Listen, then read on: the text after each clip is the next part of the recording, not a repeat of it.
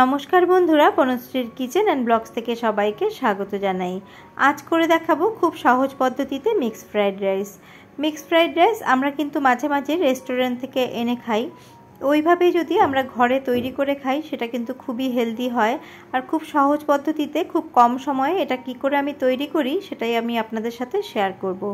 আসুন দেখে নেওয়া যাক আমার আজকের এই রেসিপি তৈরি করতে কি কি প্রয়োজন। ভিডিওটি পুরো দেখার অনুরোধ রইল, আশা করি আপনাদের খুব ভালো লাগবে।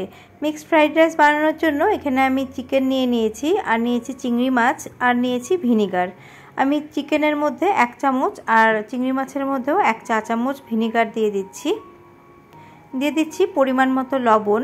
গোলমরিচের গুঁড়ো চিকেনের মধ্যে 1/2 চা চামচ দিয়ে দিচ্ছি, আর চিংড়ি মাছের মধ্যে দিয়ে দিচ্ছি 1/4 চা চামচ। সমস্ত কিছু ভালো করে মিশিয়ে নিয়ে মিনিমাম আধা ঘন্টার জন্য এগুলোকে রেখে দেব। এইভাবে ম্যারিনেট করে রাখলে কিন্তু চিকেন এবং চিংড়ি মাছটা খুব ভালো কম সময়ের মধ্যেই ভাজা হয়ে যাবে, আর ভেতরেও কিন্তু ভালো করে নুনটা যাবে। হাতে কম সময় থাকলে আধা ঘন্টা মিনিমাম ম্যারিনেট করে রাখলেই কিন্তু হবে। আর যা যা লাগবে সমস্ত কিছু আমি কেটে নিয়েছি। আমি এখানে 4-5 কোয়া রসুনকে একদম কুচি কুচি করে কেটে নিয়েছি। একটা ছোট সাইজের পেঁয়াজ কুচি করে নিয়েছি কয়েকটা বিনসগুলোকে একদম পাতলা পাতলা করে আমি স্লাইস করে নিয়েছি। এইভাবে নিয়েছি কিছুটা পরিমাণ 1 থেকে 1.5 টেবিল চামচ ক্যাপসিকামগুলোকেও আমি একইভাবে স্কোয়ার করে ছোট করে কেটে নিয়েছি, আর গাজরগুলোকেও একইভাবে কেটে নিয়েছি। 2 কাপ বাসমতি রাইসকে ভালো করে ধুয়ে আমি জল দিয়ে ভিজিয়ে রেখেছি মিনিমাম 40 থেকে 45 মিনিট।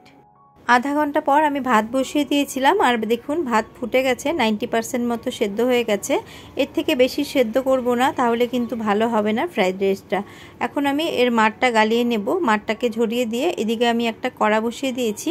কড়ার মধ্যে 1 টেবিল চামচ আমি রিফাইন্ড অয়েল দিয়ে দিলাম। তেলটা ভালো করে গরম হয়ে গেলে আগে ম্যারিনেট করে রাখা চিকেনগুলোকে আমি ভেজে নেব।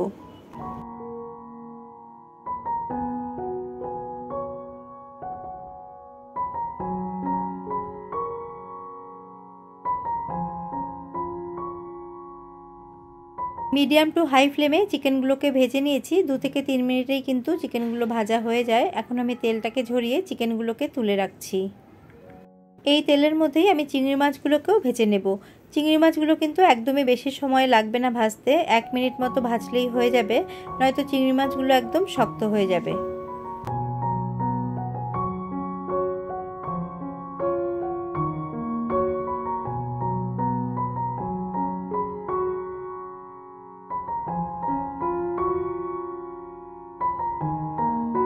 তেল ছড়িয়ে চিংড়ি মাছগুলো তুলে নিচ্ছি। সামান্য একটু তেল অবশিষ্ট রয়েছে, এর মধ্যে আমি একটা ডিম ভেঙে দিচ্ছি। এর মধ্যে সামান্য একটু লবণ দিয়ে আমি ডিমের ভুর্জি বানিয়ে নেব। এখানে আমি একটা ডিমের ব্যবহার করেছি, আপনারা চাইলে 2 বা তার বেশি ডিমেরও ব্যবহার করতে পারেন। আর চিকেন এবং প্রন দুটোই কিন্তু আপনারা আপনাদের ফ্রাইড রাইসের পরিমাণ হিসেবে বাড়িয়ে কমিয়ে নিতে পারেন। হালকা করে ফ্রাই করে ভুর্জিটাকে আমি তুলে নিচ্ছি। এবার আমি কড়াটাকে পরিষ্কার করে নেব, কেননা চিংড়ি মাছ ভাজার পরে কড়ার মধ্যে কিন্তু একটু লেগে যায়, তার জন্য আমি কড়াটাকে ভালো করে পরিষ্কার করে আবারও বসিয়ে দিয়েছি। এবার দিয়ে দিচ্ছি 1.5 টেবিল চামচ মতো রিফাইন্ড অয়েল। তেলটাকে ভালো করে গরম হয়ে গেলে এখন আমি এর মধ্যে দিয়ে দেব রসুন কুচি।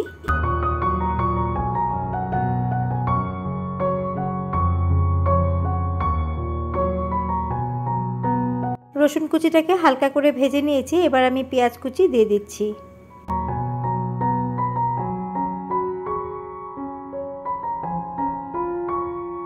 পেঁয়াজটাকে হালকা করে নাড়াচাড়া করে এখন আমি দিয়ে দিচ্ছি বিনস কুচি দিয়ে আবারও একটুখানি নাড়াচাড়া করে নেব। বিনস ভাজতে একটু সময় লাগে, তার জন্য কিন্তু বিনসটাকে আগে একটুখানি ভালো করে নাড়াচাড়া করে নেব। তারপরে দিয়ে দিচ্ছি গাজর কুচি।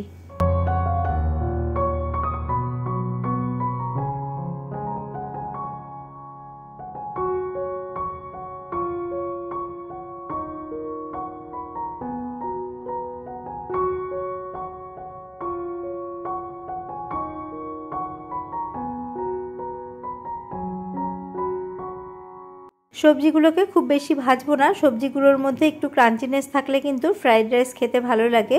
বিনস এবং গাজরটাকে আমি একটুখানি সটে করে নিয়েছি। এবার আমি এর মধ্যে দিয়ে দেব ক্যাপসিকামকে একদমই বেশি ভাজলে ভালো লাগে না, তার জন্য ক্যাপসিকামটা কিন্তু সবার পরেই আমি এর মধ্যে দেব।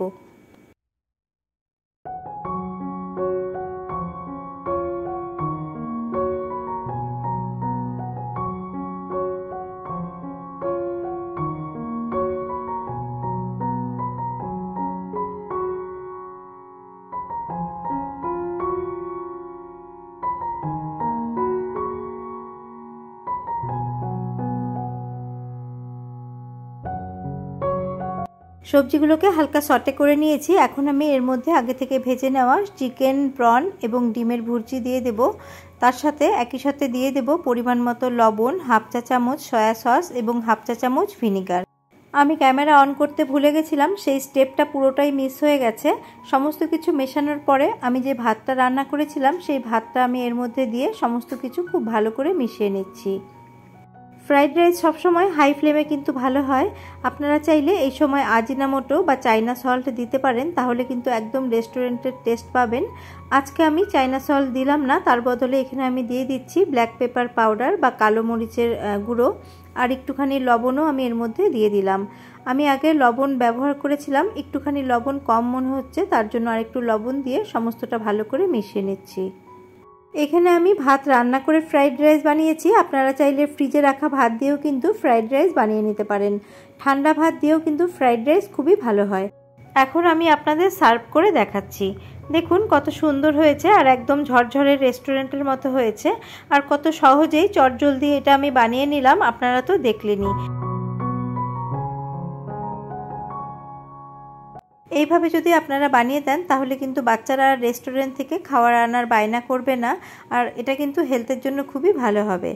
আপনাদের যদি রেসিপিটি ভালো লেগে থাকে তবে আপনারা ফ্রেন্ডস অ্যান্ড ফ্যামিলির সাথে শেয়ার করবেন, আর নতুন কোনো বন্ধু এসে থাকলে আমার ভিডিওটি ভালো লেগে থাকলে আমার চ্যানেলটিকে সাবস্ক্রাইব করার অনুরোধ রইল।